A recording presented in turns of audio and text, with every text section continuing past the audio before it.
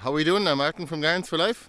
In this video I'm going to answer one of the 3 most common questions that I get from our gardening community, and that is what time of the year is best to start a no-dig garden. And my short answer is any time of the year, really. The only thing you have to consider is that some of the crops that take longer to actually mature and ripen do need a long growing season, like the pumpkin for example.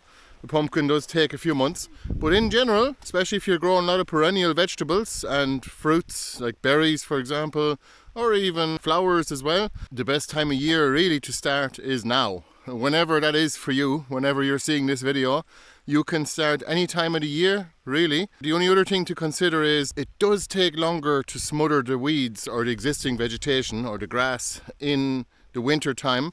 It takes about 6 months, and in the summertime it's much quicker because of the heat and because the plants are meant to be growing and you're just able to smother them much easier. It just started raining here.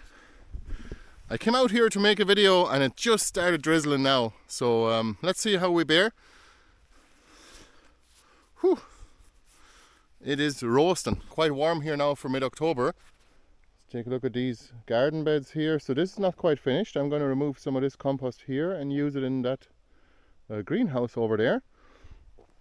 But you can see we've got lots of different plants, and mainly the vegetables have been growing from April and May onwards, but you can still plant things up until September, maybe even now in October. You can still plant all of the garlic, all the alliums, and the orphrey, of course, the bulbous leek.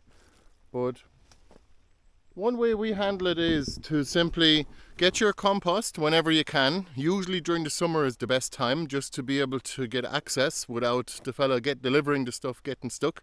And that's really important. Ask me how I know. And you can let that compost mature for at least 2 or 3 months. Even better, 6 to 12 months if you have time or if you have space to store more of it. It takes very little capital to begin with, and I'd highly recommend doing so by just simply storing a couple of piles of mushroom compost, for example, or whatever kind of compost you can get in your country or in your area. You can store the compost and then let it mature in a pile and then use it whenever you're ready, and you can then spread it. I like to get it dumped in situ and then actually just spread it from there and make a garden where the compost pile is, because it actually smothers the grass as well. I'll show you that over here. And this is the compost here. This is a pile we got delivered.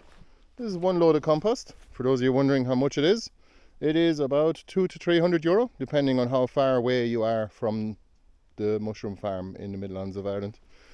So it's great stuff, and it is starting to break down already. We're going to start using it to plant our garlic, and it's only been delivered about 6 weeks ago, I think it was now, and we can probably just about start using that now.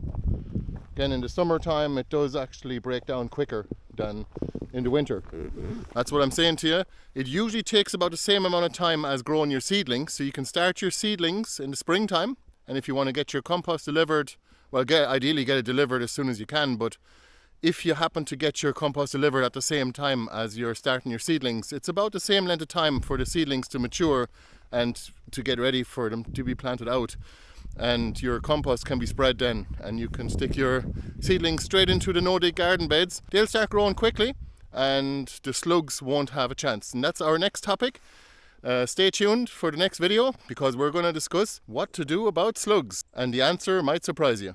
Just remember, even if you are preparing your garden beds into the winter, like in fall or in autumn or winter, you're still going to have them next year. That's why we call ourselves Gardens for Life, because you will have your garden for life. It'll still be there next year and the year after. Once you put your compost layer down on your no-dig garden grow spaces, you are still going to end up with all of that fertility stored. No-dig gardening is all about not being in a panic, and it's all about gathering resources such as things like cardboard or even tarps, just the basic materials in order to smother the existing vegetation, and then some compost and some wood chips for the paths as well.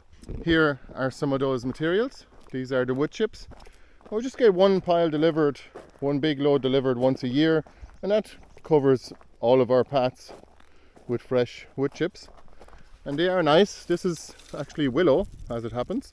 Willow, just like the stuff in the shelter belt over there. And we do sell willow cuttings in case you're interested. They will grow quite prolifically. You can see here, this is 1 year's growth, and we cut them back down to the bottom, or down to workable height, so we don't have to bother bending down every year. Every winter we cut them back and we use them to plant more trees.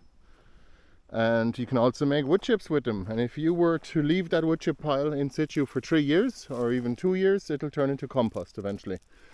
And that's our plan long term, in case we can't get the old mushroom compost anymore. We're very grateful to have that resource available, the mushroom compost that is, and the wood chips too. We get delivered from tree services companies, just in case you're wondering.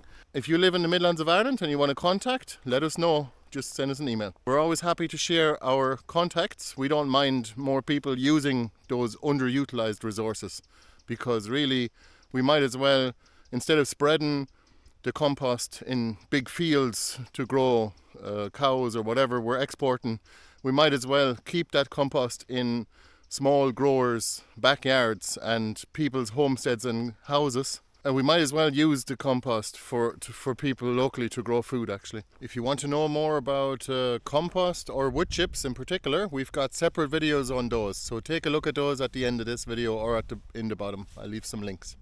Thanks for watching again. Bye-bye. Yeah, and if you want to support us, you can become a member on YouTube, on Patreon, or on our website as well. We'd highly appreciate your support, and you get many benefits as well. You can also buy some plants, cuttings, or tubers, perennial vegetables, on our website. Thanks for your support. Much appreciated. What do you think? What do you think, Lena? You're a lovely dog. Good dogging.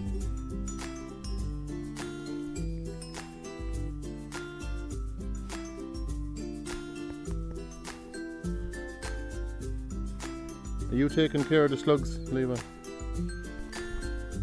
Where's the other one now? Are you taking care of the slugs? You're a good attaboy, aren't you?